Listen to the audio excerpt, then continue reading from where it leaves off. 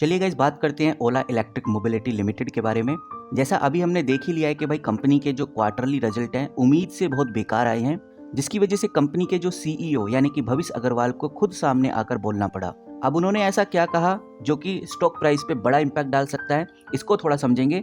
कुछ ऐसी बारीकियां भी हैं जो आपको पता होनी चाहिए उनके इंटरव्यू से, उसको भी निकालेंगे। और वहीं कुछ ऐसी बातें भी हैं जो आपने पहले कभी नहीं सुनी होंगी ओला इलेक्ट्रिक को लेकर।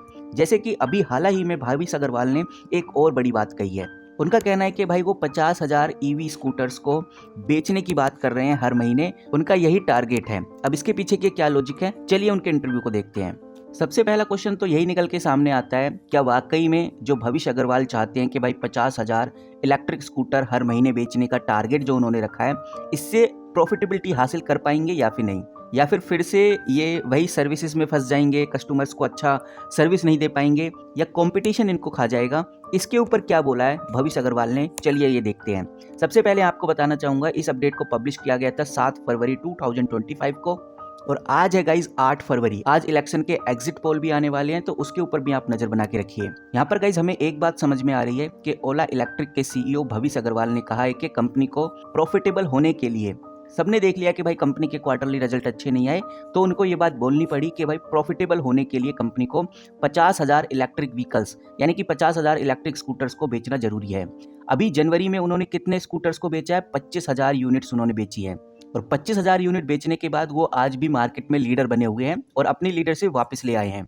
अग्रवाल ने एनालिस्ट को बताया है कि जो इबिटा है कंपनी का, यानी कि earning before interest tax depreciation and amortisation, break even करने के लिए 50,000 यूनिट्स को मंथली सेल आउट करना ही होगा। ये हम टारगेट लेकर चल रहे हैं, और इस टारगेट को अचीव करने के लिए उन्होंने ये भी बताया कि भाई हम 2 जनरेशन यानी जनरेशन 2 और जनरेशन 3 के साथ अपने स्कूटर्स को बेचेंगे। जनरेशन 3 स्कूटर्स प्रीमियम प्राइस पर होने वाले हैं और ऑपरेटिंग मार्जिन इंप्रूव करेगा, जबकि जो जनरेशन 2 वाला मॉडल है वो वॉल्यूम को बढ़ाएगा, और अगर वॉल्यूम बढ़ेगा तो मार्केट में मोनोपोली अपने आप ही क्रिएट होगी। तो 2 इन्होंने जो कैटेगरी निकाली है, जनरेशन 3 और जनरेशन 2, इस मॉडल बिजनेस पे ये अपने आप को आगे ग्रो करने की प्लानिंग में है। सिर्फ गाइस भविष्य अग्रवाल ने इतना ही नहीं बोला, काफ़ी कुछ बोला है। ऐसे ही इंपॉर्टेंट सवाल के जवाब हम निकालेंगे, लेकिन उससे पहले कुछ इंपॉर्टेंट डेटा को एनालाइज कर लेते हैं, जिससे कि हमें यह आइडिया लग जाएगा कि भाई अभी इन्वेस्टर्स और ट्रेडर्स कर क्या रहे हैं, क्या बाइंग और सेलिंग चल रही है, उनके मन में क्या चल रहा है वो समझ में आ जाएगा। यहाँ पर आप देखिए मैंने क्या खोला हुआ है, मैंने खोला हुआ है BSE इंडिया, और यहाँ पर मैंने ओला इलेक्ट्रिक मोबिलिटी का स्टॉक खोला हुआ है। 70 रुपये 2 पैसे के आसपास का ये स्टॉक है, और यहाँ पर सबसे इंपॉर्टेंट डेटा जो मैं आपको दिखाने जा रहा हूँ वो ये आपकी स्क्रीन पे है।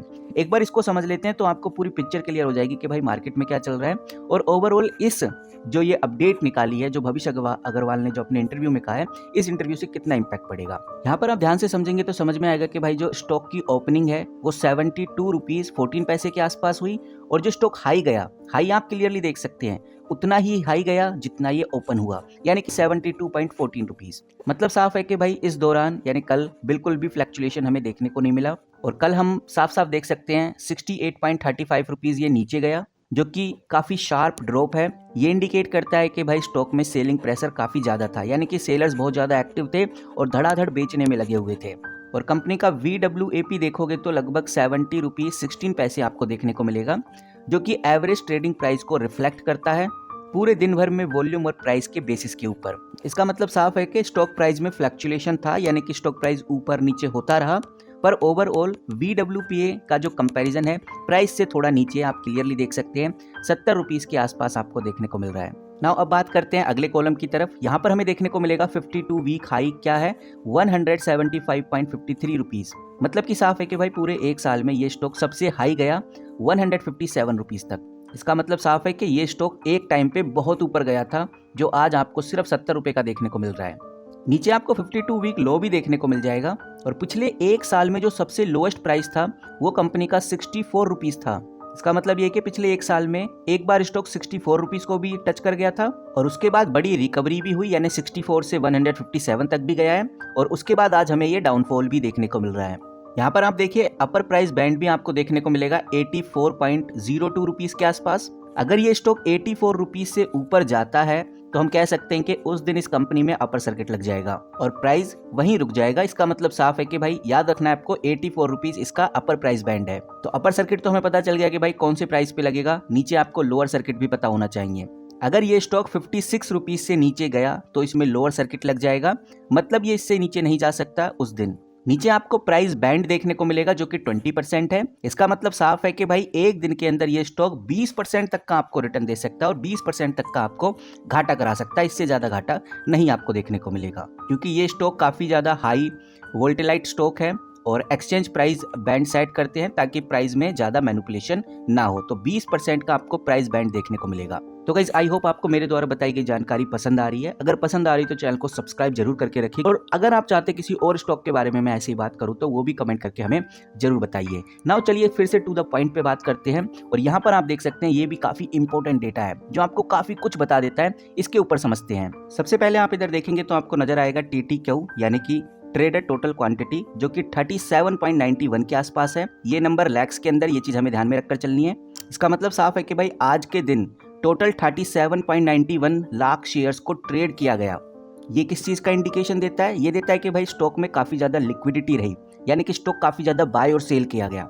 जितनी ज़्यादा क्वांटिटी स्टॉक्स में बाय और सेल की जाती है उतना बोला जाता है कि भाई ये स्टॉक काफ़ी ज़्यादा एक्टिव है। अगर एक्टिव है तो बात बहुत सिंपल है, इन्वेस्टर्स और ट्रेडर्स की नज़र इस कंपनी पे है। अगला आता है टर्नओवर, जो कि करोड़ में आपको देखने को मिल जाएगा। बहुत क्लियर नज़र आ रहा है कि भाई 26.60 करोड़ का टर्नओवर हुआ है। इसका मतलब आज के दिन लगभग 26 करोड़ का ट्रेडिंग वॉल्यूम जनरेट हुआ है। हाई टर्नओवर का मतलब साफ होता है कि भाई स्टॉक ज़्यादा एक्टिव है, इंटरेस्टेड लोग इस कंपनी में इन्वेस्ट कर रहे हैं, जो कि एक पॉजिटिव साइन है। और पिछले 2 हफ्ते का भी आप इधर देख सकते हैं। पिछले 2 हफ्ते का कितना हुआ है? 44.39 लाख के आसपास। और आज की ट्रेडिंग वॉल्यूम मैंने आपको कितना बताया? 37.91, जो कि एवरेज क्वांटिटी से आपको क्लियर नज़र आ रहा है कि थोड़ा सा कम है। मतलब कि एक्टिविटी थोड़ी लो रही है पिछले दिनों से। पिछले दिनों के कंपैरिजन में एक्टिविटी ओला इलेक्ट्रिक में लो हमें होती हुई नजर आ रही है। अगला डेटा है गाइस मिड कैप फुल, जो कि हमें दिखाता है मार्केट कैपिटलाइजेशन। कंपनी का मार्केट कैपिटलाइजेशन 30,884 करोड़ के आसपास है। ये कंपनी की टोटल वैल्यूएशन है, मतलब जितने भी कंपनी के शेयर्स हैं उनका टोटल मार्केट वैल्यू क्या है। और अगर मार्केट कैप हाई होता है तो कंपनी हाई होती है, और अगर कम होता है तो हम कह सकते हैं एक छोटी कंपनी है। ये चीज़ इसलिए बता रहा हूँ मैं क्योंकि आप नीचे वाला जो डेटा है ये बहुत इंपॉर्टेंट है और ये कनेक्ट है ऊपर वाले से। यहाँ पर आपको देखने को मिलेगा कि मार्केट कैप FF यानी कि फ्री फ्लोट मार्केट कैपिटलाइजेशन, जो कि लगभग 4,941 करोड़ है। ये वो शेयर हैं टोटल मार्केट वैल्यूएशन से, यानी कि 30,000 से, जो कि पब्लिक के पास है और ये फ्रीली ट्रेड होते हैं। कहने का मतलब ये है कि भाई पूरे दिन में अगर ट्रेड सारा होने लगे तो 4,941 करोड़ स्टॉक्स को बाय और सेल किया जाएगा। याद रखना है कि इसमें प्रमोटर्स के शेयर्स को काउंट नहीं किया जाता। और अगर फ्री फ्लोट मार्केट का ये जो क्वांटिटी है ये लो ट्रेड होता है, इसका मतलब साफ है कि शेयर मार्केट के अंदर कम फ्रीली अवेलेबल है, जो कि बहुत अच्छा मूवमेंट दिखाता है। यानी कि जो इन्वेस्टर्स हैं वो स्टॉक्स को बेच नहीं रहे, बस होल्ड करके अपने पास रखे हुए हैं। तो अभी कितना ट्रेड हो रहा है आप टोटल देख सकते हैं 37.91 के आसपास। तो आइडिया लगा सकते हैं कि भाई कितना जो स्टॉक है फ्रीली ट्रेड हो रहा है, इधर उधर बहुत तेजी से भाग रहा है, कोई खरीदना नहीं चाह रहा, हर कोई अपनी जेब से निकालना चाह रहा है कि भाई बेचो बेचो। तो ऐसी सिचुएशन आप इधर क्लियरली ऑब्जर्व कर सकते हैं। काफ़ी डेटा को समझ लिया, लेकिन एक डेटा और लास्ट में समझ लेते हैं, फिर काफ़ी इंपॉर्टेंट चीज़ों के ऊपर हम डिस्कस करेंगे। ये है ग्रुप सेटलमेंट टाइप। कंपनी का अगर आप ग्रुप सेटलमेंट टाइप देखोगे तो आपको देखने को मिलेगा कंपनी को B मिला हुआ है, यानी B ग्रुप में रखा गया है। BSE में बहुत सारे ग्रुप्स होते हैं, जैसे A, B, T, XT, G, ऐसे करके बहुत सारे ग्रुप्स होते हैं। अलग अलग ग्रुप्स में डिवाइड किया गया है स्टॉक्स को, और इस कंपनी को B ग्रुप में रखा गया है। B ग्रुप का मतलब है कि ये स्टॉक मिड कैप और स्मॉल कैप कैटेगरी का होता है और नॉर्मल ट्रेडिंग रूल को फॉलो भी करता है। लेकिन ये बात हमें ध्यान में रखकर चलनी है कि ये स्टॉक डेरिवेटिव सेगमेंट में ट्रेड नहीं होता, सिर्फ इक्विटी शेयर सेगमेंट में ही ये अवेलेबल होता है। उसके बाद हमें स्लैश में ये भी देखने को मिल रहा है इस कंपनी को T+1 का सेटलमेंट दिया गया है। मतलब साफ है कि T+1 का मतलब अगर आप आज इस कंपनी के स्टॉक्स को खरीदते हैं या फिर आप आज इस कंपनी के स्टॉक को बेचते हैं, इसका सेटलमेंट आपको नेक्स्ट ट्रेडिंग डे देखने को मिलेगा। अगर ट्रेडिंग डे होता है तब, सैटरडे संडे को तो आपको नहीं देखने को मिलेगा। अगर कोई छुट्टी हुई तो नहीं, बिजनेस डे में ही आपको सेटलमेंट देखने को मिलेगा। पहले कभी हुआ करता था T+2 सेटलमेंट, मतलब 2 दिन बाद शेयर के पैसे आपको मिलते थे, पर अब T1 होने लगा है, तो ये काफ़ी ज़्यादा हाई लिक्विडिटी को दिखाता है, जो कि एक अच्छा पॉइंट है। तो गाइस ये हमने कुछ इंपॉर्टेंट डेटा को ऑब्जर्व किया इस कंपनी के रिगार्डिंग। नाउ अब हम फिर से थोड़ा मुद्दे की बात कर लेते हैं, थोड़ा और समझ लेते हैं। ये तो हमने देखा कि भाई अभी क्या हलचल है, इन्वेस्टर ट्रेडर किस तरह से इस कंपनी को देख रहे हैं। अब ये देखते हैं कि भाई न्यूज़ से कितना बड़ा इंपैक्ट पड़ने वाला है इस कंपनी को लेकर, इसको भी थोड़ा बारीकी से समझते हैं। अभी इन्वेस्टर्स के मन में एक बड़ा सवाल आ रहा होगा कि भाई दिसंबर क्वार्टर के रिजल्ट बहुत ही बेकार रहे, कंपनी का रेवेन्यू 13.9% की दर से कम हुआ है। लेकिन अब भविष्य अग्रवाल ने बोला है कि भाई हम सर्विस सेंटर को फिक्स करने वाले हैं, जैन 3 स्कूटर्स की लॉन्चिंग करने वाले हैं जिससे हम अपने रेवेन्यू को कवर कर सकें। तो ये कितना पॉसिबल है इसको थोड़ा समझते हैं। ओला इलेक्ट्रिक का अगर आप लेटेस्ट क्वार्टरली रिजल्ट देखोगे तो आपको एक बात बहुत क्लियर नजर आएगी कि भाई कंपनी ने इस बार का जो रेवेन्यू है लगभग 1045 करोड़ के आसपास का किया है, जो कि पिछले क्वार्टर में लगभग 1214 करोड़ था और ऐसा बताया जा रहा है कि भाई लगभग 13.9% ये कम है। तो इसके पीछे भविष्य अग्रवाल ने एक बात कही है कि हमने इस बार जो फेस्टिव डिस्काउंट था वो काफ़ी ज़्यादा दिए और हमने अपने कंपटीशन को बीट करने के लिए ये सब किया, यानी कि अपने स्कूटर्स को काफ़ी सस्ते दाम पे निकाला, जिसकी वजह से हमारा जो ऑपरेटिंग मार्जिन था 20% रहा, जो कि 20 VPS है, जो आप इधर क्लियरली देख सकते हैं। वहीं उन्होंने अपने नेट लॉस को लेकर भी बात की। उन्होंने बोला कि भाई इसी वजह से हमारा जो क्वार्टरली नेट लॉस है वो 564 करोड़ था। वहीं ये भी देखने में आ रहा है कि भाई अग्रवाल ने ये भी कहा है कि सर्विस सेंटर और जो डीलरशिप एक्सपीरियंस है इसको हमने इम्प्रूव किया है और ये हमारा एक एडिशनल एक्सपेंडिचर रहा, जिसकी वजह से जो हमारा दिसंबर का जो क्वार्टरली रिजल्ट है उसमें हमें ये डाउनफॉल देखने को मिला। तो ये मोटा मोटी बातें हमें समझ में आ गई कि भाई बेसिकली कंपनी के जो लेटेस्ट क्वार्टरली रिजल्ट है उसमें हमें ये डाउनफॉल क्यों देखने को मिला। अब यहाँ पर दूसरा सबसे इंपॉर्टेंट सवाल ये आता है कि भाई स्टॉक शेयर BSE के ऊपर लगभग 70 रुपये के लेवल के आसपास क्लोज हुआ, जो कि ऑल टाइम लो के सिर्फ 8% के आसपास है। क्या ये कंपनी अपने इन्वेस्टर्स का जो भरोसा है वापस जीत पाएगी या फिर नहीं? ये बात बिल्कुल सही है कि भाई जो ओला इलेक्ट्रिक का शेयर है BSE के ऊपर 70 लेवल पे क्लोज हुआ है, जो कि ऑल टाइम लो का सिर्फ 8% ऊपर है। कंपनी का जो स्टॉक है अगस्त 2023 में 76 रुपीस के ऊपर था। कंपनी का शेयर अगस्त 2023 में लगभग 76 रुपये के आसपास लिस्ट हुआ था और एक ही महीने में ये स्टॉक लगभग 157 रुपीस तक पहुंच गया था। लेकिन अब उन्होंने एक सिग्निफिकेंट डिक्लाइन किया है और ये जो सिग्निफिकेंट डिक्लाइन हुआ है ये हुआ है सर्विस सेंटर इशूज़ की वजह से, कॉम्पिटिशन्स के बढ़ने की वजह से। लेकिन कंपनी अपने मार्केट प्रेजेंस को बढ़ाने की काफ़ी ज़्यादा कोशिश कर रही है। अब गाइस सबसे बड़ा जो क्वेश्चन आता है वो यही है कि भाई गवर्नमेंट के PLI स्कीम के बेनिफिट मिलने से और अपने बैटरी इंट्रोड्यूस करने से क्या ओला अपने मार्जिन एक्सपेंड को और अच्छा कर पाएगा या फिर नहीं? ओला इलेक्ट्रिक के CEO यानी कि हरीश अभिचंदानी ने क्या कहा है इसको थोड़ा समझते हैं। उन्होंने बोला है कि भाई हमारे जो दिसंबर क्वार्टर में ओला का जो प्रोडक्ट है वो गवर्नमेंट के PLI यानी कि प्रोडक्शन लिंक इंसेंटिव स्कीम में बेनिफिट मिल रहा है और नेक्स्ट फैसल के फर्स्ट क्वार्टर में ओला अपने स्कूटर में अपनी बैटरीज को इंट्रोड्यूस करेगा, जिससे बात बहुत सिंपल निकल के आ रही है। जो बैटरी कॉस्ट है वो भी हमें कम होती हुई नजर आएगी और कंपनी का जो मार्जिन एक्सपेंड है वो भी बढ़ेगा। अग्रवाल ने ये भी कहा है कि battery cell manufacturing division operating margin expand करने में काफ़ी ज़्यादा मदद करने वाला है। अगली सबसे इंपॉर्टेंट बात जो निकल के सामने आ रही है इसको भी हम समझते हैं। जैसे हमने देखा कि भाई अक्टूबर में फेस्टिवल सेल स्ट्रॉन्ग परफॉर्मेंस की वजह से काफ़ी अच्छी रही, लेकिन दिसंबर में जो क्वार्टरली परफॉर्मेंस है काफ़ी वीक हमें देखने को मिला।